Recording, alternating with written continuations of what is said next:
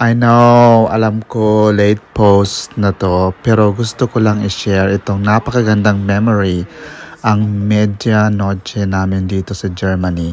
Habang pinapanood ko ulit ang mga videos, nalala ko yung salubong namin ng bagong taon kasama ang Filipino community. Malayo man sa Pilipinas, ramdam na ramdam pa rin ang Pasko at bagong taon.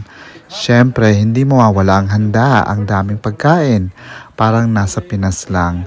May pansit para sa long life, may lumpia, at marami pang iba't ibang Filipino dishes. Bawat plato, puno ng sarap at saya. Hindi lang pagkain, kundi memories din ang binubuo natin. Habang kumakain, may kwentuhan, tawanan, at later, may kantahan pa.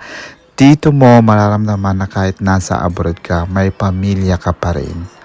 Pagdating ng countdown, 10, 9, 8, sabay-sabay kaming sumulubong sa bagong taon. May sigawan, may yakapan at puro positive vibes lang. Ang saya isipin na kahit malayo tayo sa Pilipinas, dala-dala pa rin natin ang kultura at tradisyon natin. Salamat sa mga ganitong moments. Ito ang tunay na diwa ng Medianoche. Pagkain, saya at samahan. Hello, Germany. Hello, world.